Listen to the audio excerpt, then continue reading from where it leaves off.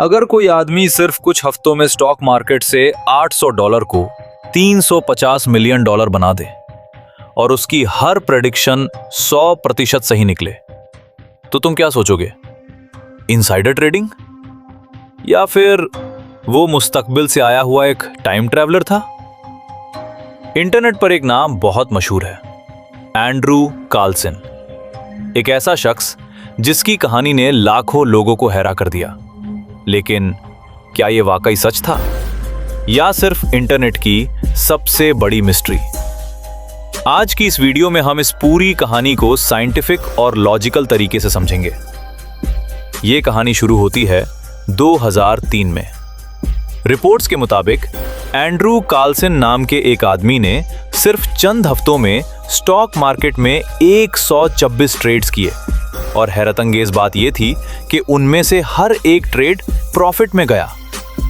उसने सिर्फ $800 से शुरू किया और उसकी दौलत देखते ही देखते लाखों नहीं बल्कि $350 मिलियन तक पहुंच गई। इतनी परफेक्ट प्रेडिक्शंस देखकर अथॉरिटीज को शक हुआ। उन्होंने सोचा कि शायद इस आदमी के पास कोई सीक्रेट इंफॉर्मेशन है या फिर ये किसी बहुत बड़े फाइनेंशियल फ्रॉड का हिस्सा है। इसलिए एंड्रू कार्लसन को गिरफ्तार कर लिया गया।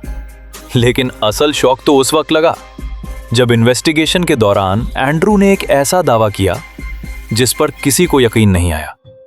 उसने कहा, मैं साल 2256 से आया हूं और मैं एक टाइम ट्रैवलर हूं।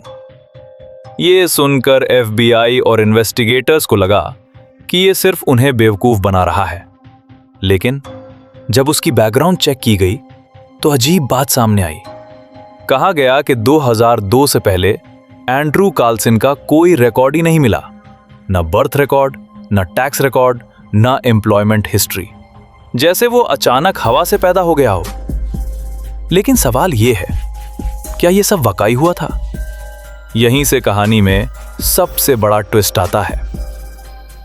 जब रिसर्चर्स ने इस केस को डिटेल में इन्वेस्टिगेट किया तो पता चला कि एंड्रू कार्लसन की कहानी का सोर्स किसी पुलिस रिपोर्ट या गवर्नमेंट डॉक्यूमेंट से नहीं था, बल्कि यह कहानी पहली बार एक टैबलॉइड न्यूज़पेपर में पब्लिश हुई थी, जो अक्सर सेंसेशनल और फिक्शनल स्टोरीज के लिए मशहूर था।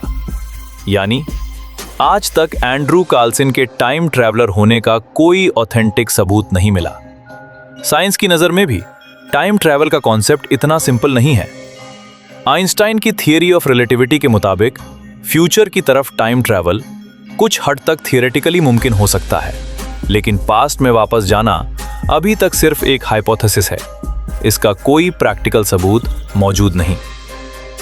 तो फिर एंड्रू कार्लसन वाकई टाइम ट्रैवलर था या सिर्फ इंटरनेट की सबसे वायरल फेक स्टोरी? यह फैसला मैं आप पर छोड़ता हूं। अगर वीडियो पसंद आई हो तो चैनल को सब्सक्राइब जरूर करें, क्योंकि यहां हम साइंस और मिस्ट्रीज को हमेशा फैक्ट्स के साथ एक्सप्लोर करते हैं।